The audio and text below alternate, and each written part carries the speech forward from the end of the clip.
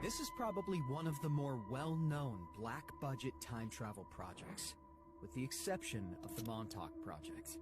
Many whistleblowers have said that the program was not actually shut down, but just classified into deep black. The people that know everything about Looking Glass, that have gotten all the reports and all the information, the elites of the world, probably figured out that that was the end of the game, and nothing could be manipulated beyond that point.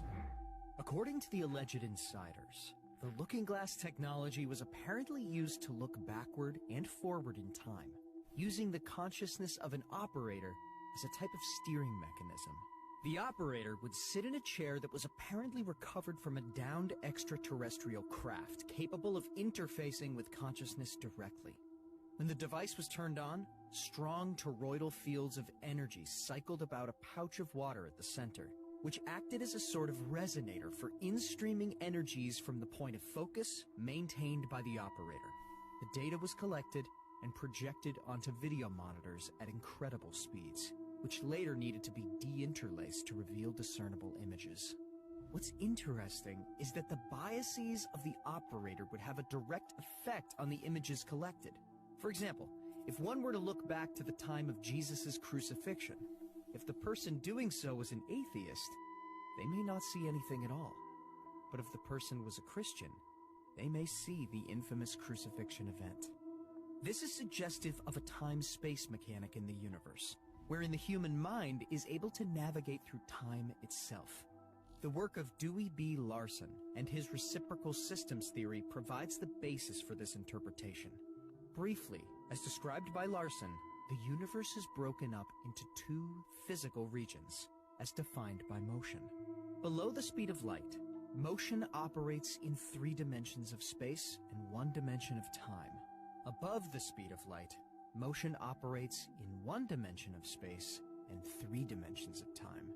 As bizarre as that sounds, the mind is uniquely equipped to navigate in time, which is able to access memories of the past, gain awareness of events in the present, conceive of future possibilities, and even imagine alternative events that did not actually happen.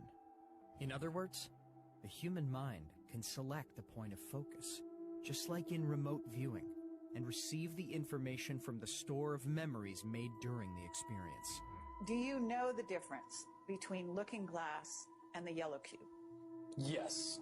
Okay. Are you aware of what happened to the yellow cube and how it was used and so on? I believe that the yellow cube still exists. I can't say for certain if it's on this planet, but I would say that it's definitely protected from use at this point. Okay, well that coincides with the testimony we got.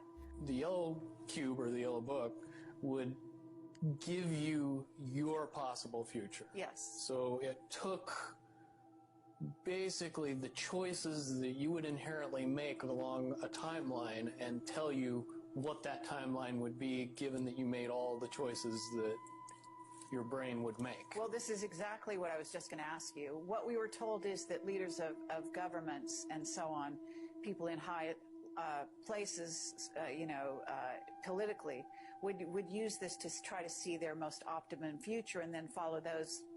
So they were using it to enhance their wealth, et cetera, Yep. in a very egotistical way. And that was part of the problem with it. The Looking Glass device seems to be capable of the same type of process, to access a data stream from any conceivable location in space or time, steered via the consciousness of an operator.